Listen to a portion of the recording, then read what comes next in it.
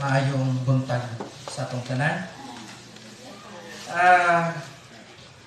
Salamat kayo sa Ginoo ning tagnaa nga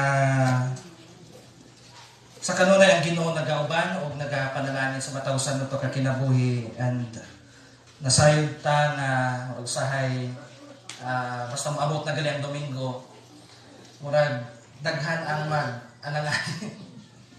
Daghan mag-alanganin kay basin niya og naay pag-una pod nga kuan balaod. Ang atong gibasa nagisgot sa libro sa Roma, especially atong isgutan gyud kining mention niya in verse 18. Ay tungod ni ining ginatawag suffering, pagantos ug mga kalisod. Kini nga context nga atong isgutan karon akong gitun-an tungod kay usually pag moabot ta sa inani nga sitwasyon o inani nga estado sa kinabuhi, kasagaran sa tuwa is dili kayo nato masabtan kung unsa ang plano sa Ginoo. Dili nato kaayo maintindihan kung unsa gid ang katuyuan sa Ginoo sa mga sitwasyon sa maniini.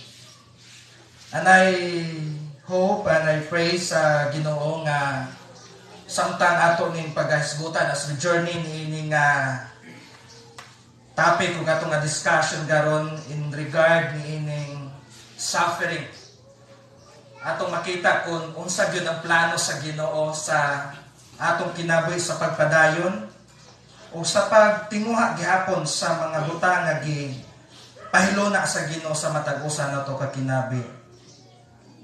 One question is, why we experience suffering? Nganong ang tao, or specifically nga itong isgutan is na may nunta, nganong ang Kristohanon mo experience gyud og kalisod? So kung maingon ta og nganong mag-focus ta sa pangutanan ng mga Kristohanon tungod kay nasayod ta nga ang Kristohanon adunay espesyal nga relasyon diha sa Ginoo. Adunay espesyal nga connection diha sa Ginoo. Ug usahay makaingon ta nga nganong ang Ginoo dili niya protektahan ang iyang mga katawhan. Nganong ang Ginoo dili niya ilikay ang Ginoo sa mga kalisod o katalagman sa kinabuhi. Nganong kung unsa ang nagian sa tibuok kalibutan o nganong kung unsa ang kalisod nga nagian karon sa tibuok kalibutan, nganong apil man ang mga Kristohanon nga unta adto naman tay relasyon sa Ginoo. Nakapangutana ba mo ana? Or basin mga mahadlok ta mga tana tungod kay ingon ta delikado ba ang Ginoo atong pangutan-on, di ba pwede ma-question ang Ginoo kay basin kilatan ta. But kini nga question is importante na itong isgutan aron masabtan nato kung unsa gyud ang plano sa Ginoo.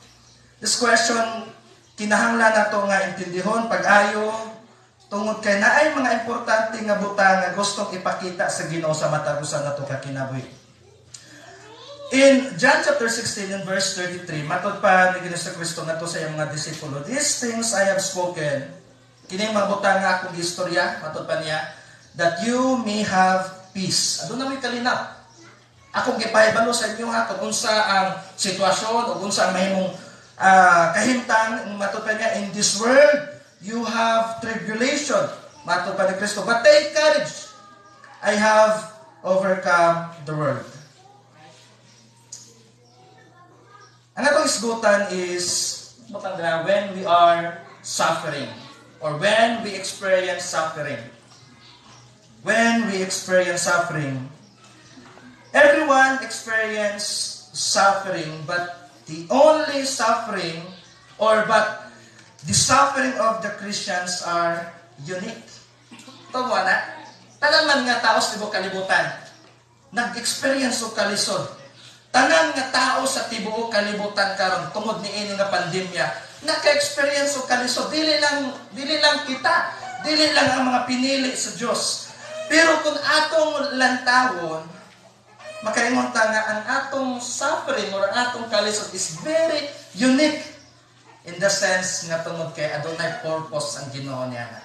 Adunay rason ang Ginoo In fact, sa atong gibasa diri adunay connection o adunay attachment ang sa ato ang kinabuhi nga every time ang isa ka tawo moduol sa Ginoo o gibutan ang iyang pagtuo diha sa Ginoo, naka-attach na aduna na connection sa dihang musalig siya sa Ginoo o mutuo siya diha sa Ginoo, aduna na connection o attachment nga naa siya kanunay sa kining ginatawag suffering. We will suffer as a Christian.